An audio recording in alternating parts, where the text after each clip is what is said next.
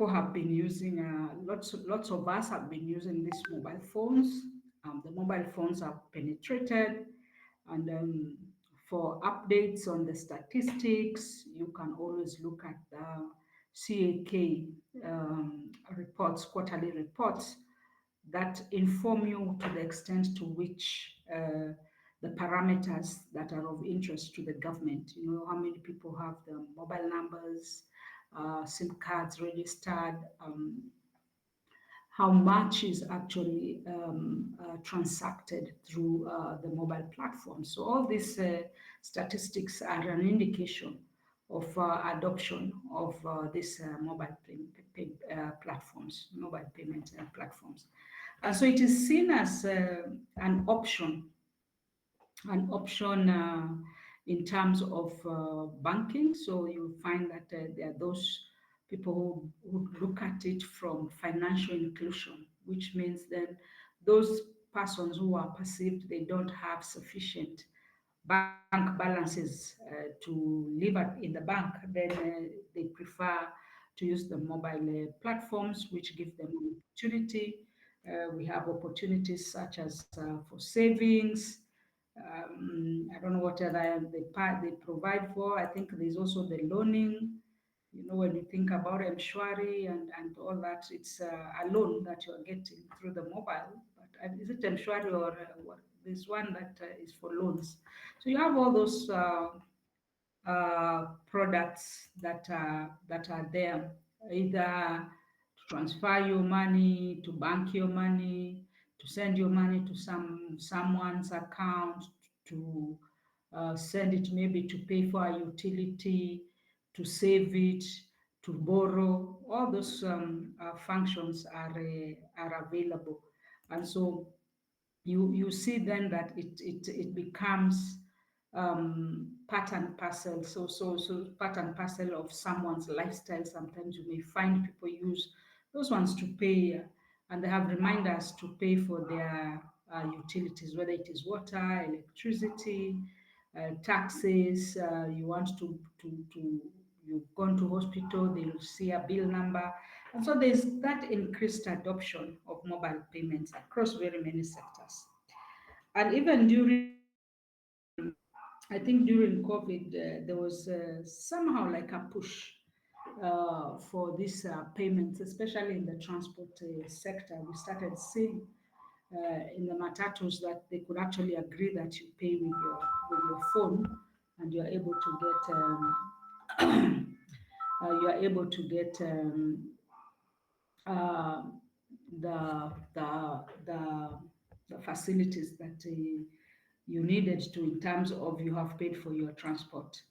So it is important just to see how such the adoption of mobile payments have really affected across the sectors, and it is also said that it has also driven to some extent the growth of the small and medium enterprises, so they don't have to keep on going to the banks and things like that. They are also able to interact on the mobile platforms.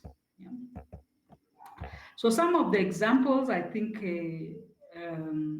we looked at is no, not that we looked at, but I know we mentioned some of these examples as we were going along, and maybe at this point we could just have two or three persons tell us their experiences.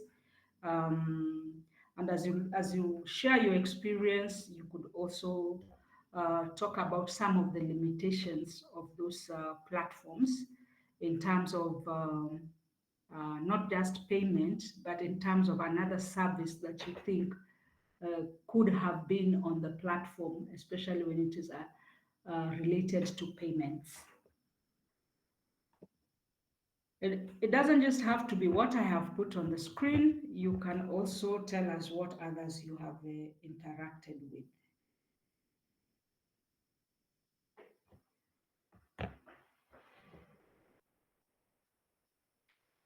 Anyone?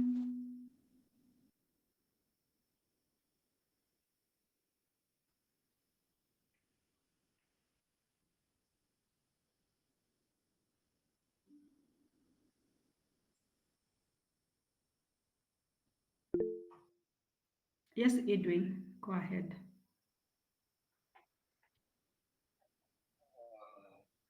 Is everybody getting me clearly? I'm not sure if try again. I think if you are audible, just try again. Are you guys getting me? Yes, now I can hear you. I hope your colleagues can hear you. Yeah, now it's better. So about 3 years ago, I used to pay my employees by writing a check to them.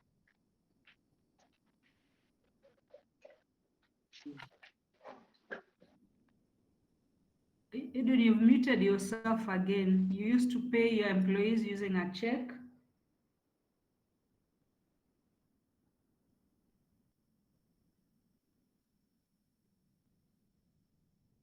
Hello? Hello, now we can hear you. Go ahead. Hello? Yeah. So we used to pay employees using a checkbook. We used to write a check and then issue it to them. Then they would go and deposit it at the bank. Mm-hmm. And sometimes we used to pay them through sending them money on M-Pesa, or sometimes just paying them with cash. Mm-hmm. But now we had a lot of issues with accounting and things. So later we discovered that Cooperative Bank had the issue of initiate transactions on their platform, on the website. Mm-hmm. Mm-hmm. Another bank now approved it, and then now it would issue, it would send the money to all the employees, like 100 of them at the same time. Mm. So that is my input. So they provided you with a platform where you could actually pay the various persons. It's like processing your payroll on their end. Yes, it's a platform on their online banking platform that has M-Pesa integrated into it. So you can go and select Mm, pay employees with mobile wallet. You can select Safaricom mm, as a network, put the figure, and then now when you you initiate those transactions, the director can come and mm. look at them and then approve. Then it will now deposit money into the accounts from the Yeah. Yeah, thanks, Edwin. I've also observed that yeah. from our university. Previously, you would actually let's say you have gone to the clinic and they don't have the medicines or the drugs that they have dispensed are out of stock, then you'll be given a prescription and you can go and buy wherever you want to buy. And then, of course, there's the process of reclaiming that money because the employer has the medical facility in terms of medical cover. And once the process goes through, they confirm that it was valid, the medicine was not in the pharmacy, and they had approved for you to go and buy. We used to get a check written as a refund. But it is true, even as technology or as payment systems have developed to integrate mobile payments. Now, what happens is when you are claiming, you actually write your mobile number, and once the process is complete, uh, you actually get a refund and a notice on your mobile phone. Actually, it is actually the balance, your M-Pesa, is actually put in your mobile wallet. And so that is because of the integration to mobile payments, which is a great a convenient way. And of course, there is a payment to it, a service payment to it, but it is most likely it is a little bit more efficient. And it means then even when they start to do their accounting processes, then it becomes easier. So the integration of these payment platforms into um, financial systems has greatly improved, and people are actually using these systems. Another experience, anyone with another experience that they would say, what has been your experience when you are paying school fees or when your parents are paying for those who pay school fees? I think there used to be uh, you'd go to the bank and pay, and even I think the bank came to the university. So I don't know what it is nowadays. I haven't been to main campus to see if the bank is still there or the bank moved to the mobile. Mm. Anyone with an experience of how they pay their school fees? Do they use the mobile platforms, or how do you carry out this? We can have Jerry and then go right there. Okay. So my experience isn't really with Mm. school fees, but it's something interesting I saw on Yes. WhatsApp. So there's this platform that allows you to pay for your products. For example, if you are buying shoes Mm. online, so the business allows you to pay via WhatsApp without uh, redirecting you outside of the Mm. app. There's like an option for M-Pesa where you enter your mobile Mm. number and all your details, and then it sends now the SDK for M-Pesa for you to enter your PIN. Mm. So I thought it was like a really interesting one. And also I saw they also support like card payments. Mm. So if you have like a card, you can enter your card details still on WhatsApp. Mm. And then once you enter the card details, it just chops the money Mm. and then you pay for the service and then they deliver to you. Mm. Yeah, but that's outside for school fees. I just pay cash. Yeah. Yeah. Oh, okay, that's nice. We will see when we start looking at, like what you've described, injury.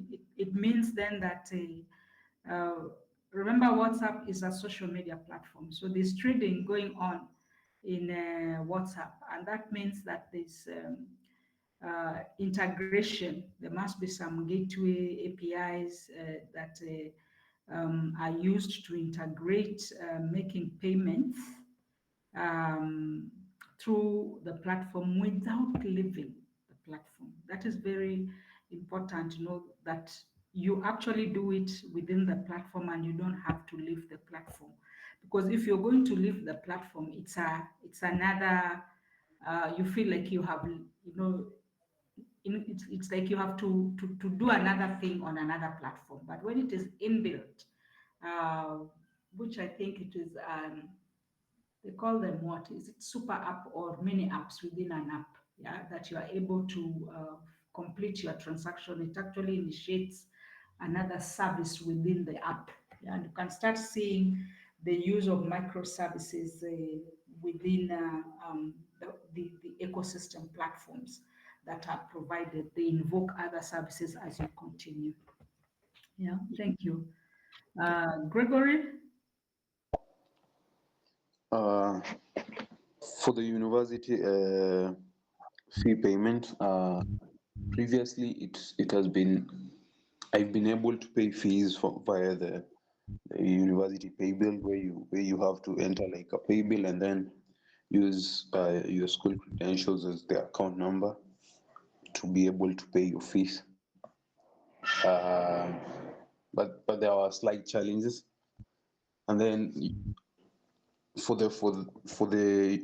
our university you have to like exit completely from the university website and go to M-Pesa, just copy the credentials and use them on M-Pesa. But I think this year I wasn't able to do that, and then there is that taking a lot of time before the system could update.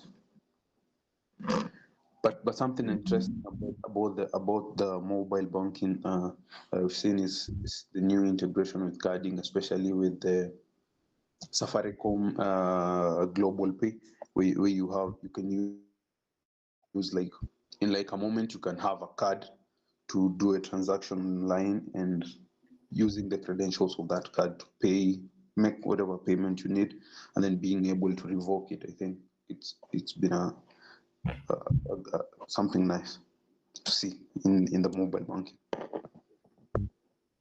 Yeah, thanks. I think the last one, the global payments, we discussed it a little bit in class. And the first time I saw actually that global payment facilitation was through Airtel. Airtel seems to have very good innovations, but their deployment, I don't know, I guess maybe the way they deploy them. And this was several years ago that you could actually get activated amounts on the card. You didn't have to have a physical card. It's actually now it was a virtual card, and I guess that is what has now been implemented by Safaricom in terms of global pay. But remember when we were talking about innovations and the timing of the innovations, the timing of the early adopters influences how a specific innovation picks up, and maybe perhaps while the idea for me the idea I first saw it with the Airtel when it was I think Kensel or something like that several years ago. Perhaps the timing was not appropriate for to jumpstart the adoption. Yeah. Yeah, great. So maybe for what I have seen, I think what I have seen, like for Expressway, there was a time I think on the newspapers they were writing people. I use Expressway when I come to school, and so sometimes you find um, you have to pay to load your points. But there was a time when there was minimal interaction with the M-Pesa. I don't know if they allow the M-Pesa nowadays, but there was a time there was some noise around the owners really agreeing for people to use M-Pesa, because sometimes you may not have your points have expired, or you don't have sufficient points and you can't use it yet you have maybe the M-Pesa, instead of having to load it onto your device so that you can use the the service.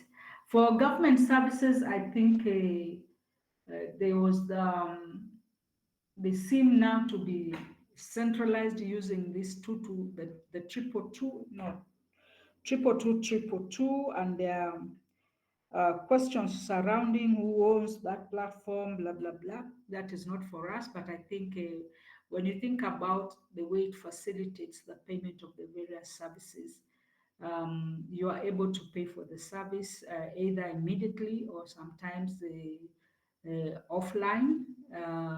If you are have the number or the instructions on how to do it later, you can actually do it. Sometimes you actually get a push to your platform, I mean to your M-Pesa, and you can actually do it there.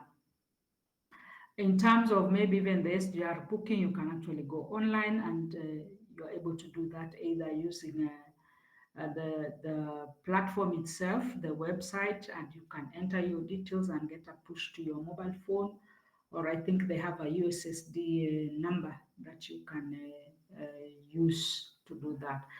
The only thing is maybe perhaps if you want to change the date that you've already booked and you need to make a change, then you have to go physically to the booking station so that you can get the service. So some of the other services that support the organization's vision of providing the service, you may not necessarily have them on the mobile platform once you finished paying. So you have to go physically, get a refund, and things like that. Or if you've had experiences where maybe perhaps you paid for something and then you're told it hasn't really gone through. I think once or twice I've had that experience. You pay for something and it doesn't go through, and then it becomes a double payment, and then you have to fill some forms for that to be reversed. So you find that the reversal payment itself happens very fast, but any claims after the payment takes a little bit of time because, of course, they need to ascertain and confirm the facts that you are claiming. So it's just important to be on the lookout in terms of just experiencing, as you experience these services, you also start seeing this is something, it doesn't now look very theoretical. It's something you are experiencing and you are able to figure out and see actually this is because of this kind of technologies that are there. Yeah. So when you think about why sometimes we use mobile payments and why sometimes we carry out mobile banking, you find that these three S's help a little bit to the view or to the perception that they are good alternatives to use. You feel secure. Remember, because it is you who has your mobile gadget, it is you who has the app on that mobile gadget. You have set it up and it has been linked to the backend through your account, and you start feeling a little bit that the mobile app that you're using and the mobile phone, because it is very personal, you feel that the platform is secure. Yeah, so there's that perception that this security or this safety element enables us to feel and to continue to use this mobile banking and mobile payments. Because if I give you my mobile phone and maybe you go to my banking app, you don't have the password. I'm the only one who knows the password on the pins and all that. So that safety, which makes the phone a little bit personalized, seems to increase um, the adoption of this banking. And so it's just an operational quality of safetiness. Now, when you think about the speed here is in terms of um, I am with you. Yeah, if maybe perhaps I am facing the person I am paying from, I could actually use the option of paying them cash, or I can actually pay them on the mobile phone. But imagine like when you are buying something from Alibaba, it means then there's that it's a little bit the person you're paying is distance from you. You're paying for a service on Jumia app, you're not there with them, but they're distant. So it means that when you look at the speed, then even when the person you're paying is not physically near you, there's that facilitation of that distance transaction to happen. Yeah. And because it happens through the mobile networks, it means then you're not going through the typical banking way. For example, if I am paying a long time, people used to pay even for international examinations. And so for you to pay for an international examination, or you're paying for your article to be published on a journal, you'd actually go to the bank first, then initiate a transfer of money from your account to their account. And it wasn't going to happen instantaneously. It was going then to take maybe 2 or 3 days for those instructions to move from your branch. Then I think they would go to the central headquarters, then from the headquarters to the international pathways until it reaches the person. So you'll find that the speed of that transaction is what we are referring to. So when we are using the mobile payments and mobile banking, it has been narrowed, or it has been made less in terms of time. And so the use of the platforms, or the mobile platforms, or mobile banking becomes a little bit quicker. And then it is simple. We always have our phones. Yeah, the only thing now is that you would have to have discipline so that you don't go out of your budget to buy things that you don't necessarily need, because you're always working with your mobile phone. So if you have any balance in your M-Pesa wallet or you have balance in your bank account, it is like you're actually working with your money. So the probability of you spending your money is very, very high. Yeah, it's very high. Yeah, very, very high because of access to that. And I don't know whether that is the reason why, um, this week there was an article about a gentleman who has finished his school fees by betting. And I remembered us talking about those platforms in class and just doing a simulation of how they make the money. And this young man has blown away 2 point something million for his education. But such is life, so you should not be addicted to those platforms. And so when you have your money, your mobile phone, I know you have those banking apps. You just need to learn how to um, adhere to your budgets. Once you have planned, this is how quickly and all that, then you just learn to adhere to that.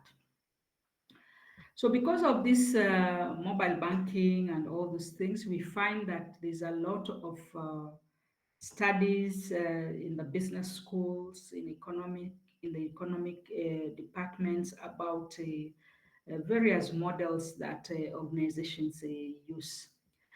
And this one introduces, sorry, allow me to put my phone do not disturb.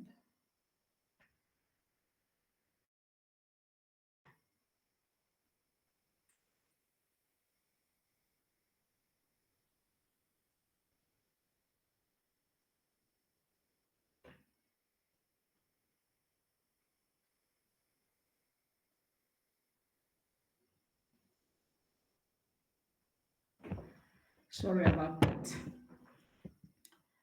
Yeah, so there are those, just trying to understand the emergence of this sector, or the emergence of fintechs, the emergence of